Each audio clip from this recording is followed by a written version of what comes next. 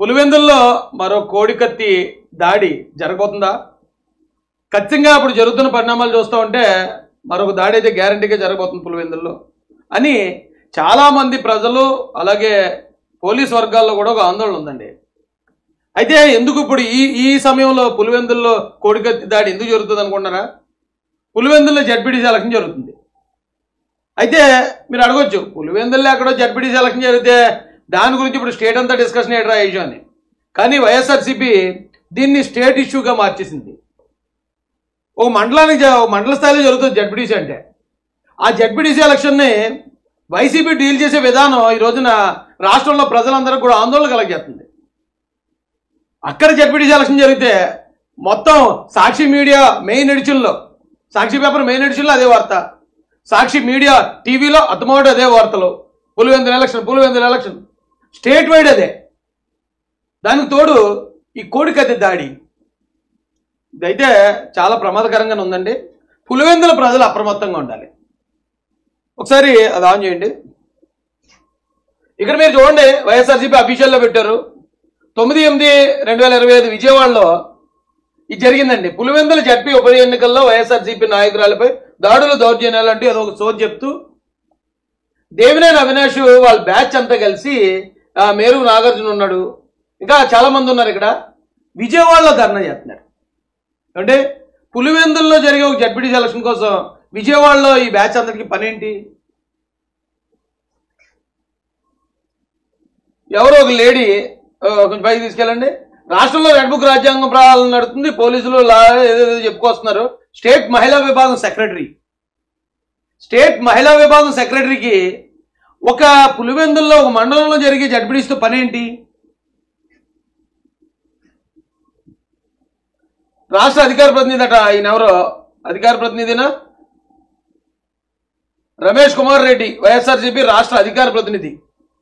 ఇతను కంగారు పడిపోతున్నాడు పులివెందుల్లో జడ్పీటీసీ ఎలక్షన్ కోసం. ఇక్కడ ఒక పోస్టర్ వేసారు చూడండి, CMO direction BTech action. YSRCP నేతలను అత్తమర్చేందుకు ప్రణాళిక. బీటెక్ రవి తమ్ముడు భరత్ చిన్నాన్న రఘు రంగప్రవేశం. ఏమంటే బీటెక్ రవి గారు మనుషులు చంపేస్తున్నారా? ఎంతమందిని చంపారు ఇప్పుడు దాకానే? ఎంతమంది వైసీపీ నాయకులు చంపేశారు ఈ సంవత్సర కాలంలో? అది కూడా ఈ ఏదైతే జడ్పీటీసీ ఎలక్షన్ ఉందో దానికోసం జరిగే డ్రామా ఇది. కాబట్టి వైఎస్ఆర్ జిల్లా కలెక్టర్ కలిసి వినతిపత్రం అందజేశారట ఎవరో జిల్లా అధ్యక్షులు పోసారెడ్డి రవీందర్ రెడ్డి గారు. వైసీపీ గెలుస్తుందని కుట్లు ఎత్తున్నారట.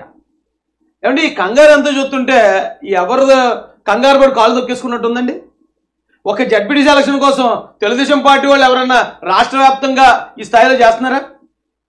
రాష్ట్ర వ్యాప్తంగా ఈ స్థాయి ప్రచారం ఉందా ఆ ఎలక్షన్గా? జడ్పీటీసీ 164 సీట్లతో కూటమి పటిష్టమైన స్థానంలో ఉంటే ఓ జడ్పీటీసీతో మాకు పనేంటి? ఆ జడ్పీటీసీ స్థానం కోసం ఎందుకు రాష్ట్రం అంతా ఇంత ఆందోళన, ఇంత అల్లకల్లోలం చేస్తుంది వైసీపీ? ఇప్పుడు ఇదే ప్రశ్న.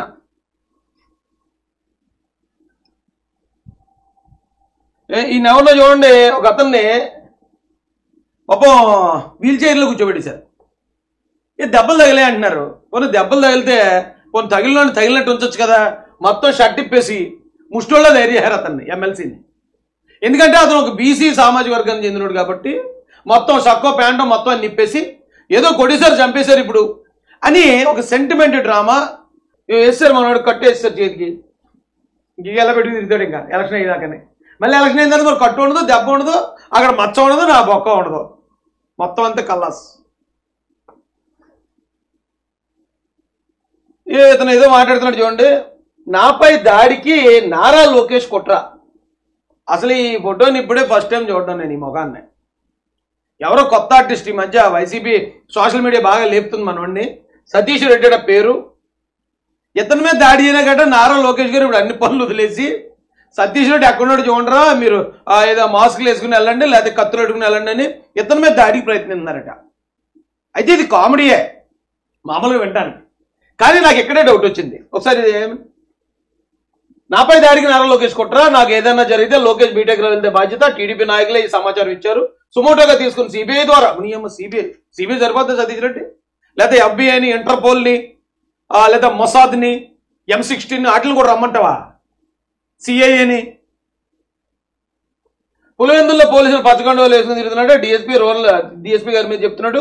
తనపై దాడి జరగబోతుందని వైఎస్ఆర్సీపీ సీనియర్ నేత రాష్ట్ర కార్యదర్శి ఎస్వి సతీష్ కుమార్ రెడ్డి సంచలన ఆరోపణలు చేశారు. మంత్రి లోకేష్, పులివెందులు టీడీపీ నేత బీటెక్ రవి ఇద్దరు దీనికి బాధ్యులని వారిద్దరిని సుమోటోగా తీసుకుని సిబిఐతో విచారణ చేయించాలని డిమాండ్ చేశారు. తనపై జరగబోయే దాడి గురించి టీడీపీ నేతలే సమాచారం ఇచ్చారు. టీడీపీ నేతలు ఇచ్చారట సమాచారం. అంతేనా? చంద్రబాబు నాయుడు గారు ఇచ్చారా? పోనీ చెప్పరా? ఎన్ని వాళ్ళు ఉంటే ఎంగలప్పలు ఎన్నో చెప్తారు అన్నట్టు టీడీపీ వాళ్ళు ఇచ్చారటండి సమాచారం. నాకు ఎందుకు డౌట్ వచ్చిందంటే, ఆల్రెడీ ఆ బీసీ నేతని ఎవరినో ఒక అతను చెప్పి మొత్తం బట్టలని నిప్పేసి ముష్టోళ్ళు బయట తిప్పుతున్నారు. ఆ సింపతి సరిపోతలేదు వీళ్ళకి, సానుభూతి. ఆ సానుభూతి సరిపోవట్లేదు కాబట్టి ఇప్పుడు ఇతని మీద కూడా వైసీపీ వాళ్ళే దాడి చేయించుకుని వాళ్ళే చేయించుకుంటారు. వాళ్ళకి అలవాటే కదా, గులకరాయి దాడి, కోడిగద్ది దాడి, గొడ్డలతో బాబాయిలు లేపేసి తెలుగుదేశం వాళ్ళ మీద వేసేసి ఇవన్నీ వాళ్ళకి అలవాటే. ఒక జెడ్పీటీసీ ఎలక్షన్ కోసం ఎన్ని డ్రామాలు చేస్తున్నారు ఒకసారి ఆలోచించండి. అయితే మనోడి మీద వాళ్ళు దాడి చేసుకుంటారు. ఇక నేను ఆల్రెడీ ముందే చెప్పాను కదా, లోకేష్ గారు దాడి చేస్తారని చెప్పాను కదా, బీటెక్ రావు గారు చేస్తారని చెప్పాను కదా, ఇదిగో దాడి జరిగింది నా మీద. ఆ టైపు పులివెందుల్లో మరొక కోడికత్తి డ్రామాకి వెళ్ళి తెరదీయబోతున్నారు. అప్రమత్తంగా ఉండండి పులివెందుల ప్రజలందరూ. అయితే దీని గురించి పులివెందుల ఎలక్షన్ కోసం ఓ సమావేశానికి కొంతమంది పెద్ద మనుషులు చోటు కూర్చున్నారండి. ఈ పెద్ద మనుషులు చూస్తేనే నాకు అసలు ఎంత ఆపుకుందామని నవ్వు ఆగట్లేదు. ఎవరు ఈ పెద్ద మనుషులు అంటే, ఒకటి అవినాష్ రెడ్డి గారు, రెండు ఎవరో సిద్ధార్థ రెడ్డి గారు, బైరెడ్డి సిద్ధార్థ రెడ్డి గారు, ఇంకెవరో పెద్దలు ఉన్నారు. ఈయన గురించి మనకు పెద్దగా తెలియదు కాబట్టి ఆయన గురించి వదిలేద్దాం. ఇప్పుడు ఒక అతనికి చేతికి దెబ్బ తగలేదని కట్టు వేస్తారు, బాగానే ఉంది. మరొక సతీష్ రెడ్డి మీద దాడి జరగబోతుందని ముందుగా ఇంటించి మీ ఓడిని మీరు ఏ బుర్రో బొక్క ఇట్టిపోతున్నారు, అది బాగుంది. అయితే ఆ చిన్న చిన్న గాయాలని, ఆ చిన్న చిన్న దెబ్బల్ని చూపించి సింపతికి ఏం చేద్దాం అనుకునే మీరు ఏకంగా మర్డర్ కేసులు ఉన్న వాళ్ళని తిప్పుతున్నారు ఏంటి ప్రచారానికి? ఇప్పుడు వివేకానంద రెడ్డి గారు పులివెందుల్లో ఎవరికి ఏ కష్టం వచ్చినా సరే పరిగెట్టుకు వెళ్ళే వ్యక్తి, అందరి కష్టాలకు కూడా సామాన్యుడిగా వెళ్ళే ఒక గొప్ప నాయకుడు వివేకానంద రెడ్డి గారు. అదే పులివెందుల వాసి. ఆయన్ని గొడ్డలతో ముక్కలుగా నరికిన వ్యక్తుల్లో ముఖ్యమైన వ్యక్తి అవినాష్ రెడ్డి గారు. ఆ ముక్కలుగా నరికేసిన వ్యక్తి, మర్డర్ చేసిన వ్యక్తి ఏమో అతన్ని పంపిస్తున్నారు ప్రచారానికి. ఇంకో పక్కన చిన్న చిన్న ఘాట్లు ఎట్టి చేతికి ఒక కట్టేసి దాంతో సానుభూతికి ఏం చేయడానికి ఎలా ప్రయత్నిస్తారు మీరు? బైరెడ్డి సిద్ధార్థ రెడ్డి మీద కూడా గతంలో మర్డర్ కేసు ఉంది. అది ఇప్పుడు ఉందా లేదా అనేది పక్కన పెడితే, ఏముందో లేదో నాకు తెలియదు, అతనే చెప్పండి నా మీద మర్డర్ కేసు ఉందని. వీళ్ళిద్దరి మీద మర్డర్ కేసులు ఉన్నాయి. వాళ్ళు ఇప్పుడు పులివెందుల జడ్పీటీసీ ఎలక్షన్కి వ్యూహకర్తలు. మరి అలాంటి వాళ్ళు వ్యూహాలు ఎత్తి ఎలా ఉంటాయో ఆలోచించండి.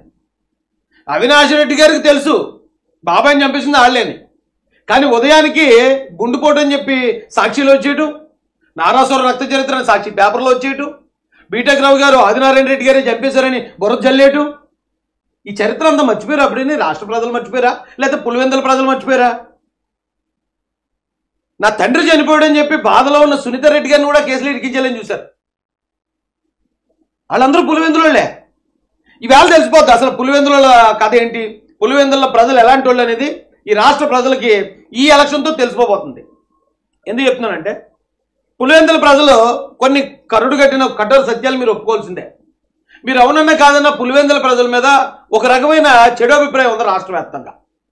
ఎందుకు చెడు అభిప్రాయం ఉందంటే, మీరేం చెడ్డోళ్ళు లేకపోతే మీరు నేరస్తులని కాదు.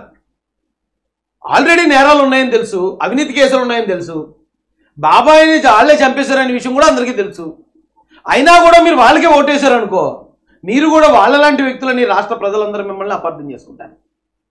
లేదా ఈ రోజున ఈ ఎలక్షన్తో వీళ్ళకి కానీ బుద్ధి చెప్పారనుకో, ఇక నువ్వు సీఎం క్యాండిడేట్ అవ్వు, లేకపోతే అవినాష్ రెడ్డి నువ్వు ఎంపీ అయ్యి ఉండు, ఎవరన్నా కానీ మీరు కానీ తప్పు చేస్తే పులివెందుల ప్రజలు నిజాయితీ కొట్టేసి మిమ్మల్ని కూడా ఓడిస్తారనేది మీరు కానీ చూపించారనుకో జడ్పీటీసీ ఎలక్షన్లో, స్టేట్ మొత్తం పులివెందుల ప్రజల కోసం మాట్లాడుకుంటుంది. పులివెందుల వైసీపీ జడ్పీటీసీ ఎక్కడ పెద్ద విషయం కాదు. ఎందుకంటే రాజశేఖర రెడ్డి గారు, రాజారెడ్డి గారు, అవినాష్ రెడ్డి గారు, జగన్మోహన్ రెడ్డి అందరూ అక్కడ వాళ్ళే కాబట్టి అవును వాళ్ళే నెగ్గారని కూడా అదేం పెద్ద విషయం కాదు. అక్కడ వైసీపీ ఓడిపోవడం పెద్ద విషయం, రెండు రాష్ట్రాల్లో విషయం కాదు. అక్కడ జడ్పీటీసీ గెలిచినా సీఎం చంద్రబాబు నాయుడే, గెలవకపోయినా సీఎం నారా చంద్రబాబు నాయుడే. కానీ ఆ గెలుపోవటములు మాత్రం పులివెందుల ప్రజల మీద ఈ రాష్ట్ర ప్రజలకు ఉన్న అభిప్రాయాన్ని మార్చేస్తాయి. జగన్మోహన్ రెడ్డి గారికి కూడా అదో గుణపాఠం అవుతుంది. అమ్మడేమా మా సొంత నియోజకవర్గం కదని ఇప్పుడు పట్టించుకోకపోతే ఏళ్ళు కూడా నన్ను ఓడిస్తారనమాట అనే రేపు పొద్దున మీ మీద కూడా అతనికి జాగ్రత్త పెరుగుతుంది. మరి అలాగ ఆలోచిస్తారో ఇలాగ ఆలోచిస్తారో మీ ఇష్టం అండి.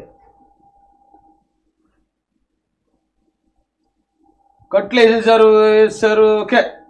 ఇదండి పులివెందుల ప్రజల నుంచి చెప్పాలి. ఏం చూడండి, మర్డర్ కేసు అదే పులివెందుల వివేకానంద రెడ్డి గారిని ఘోరంగా చంపారు కదండి.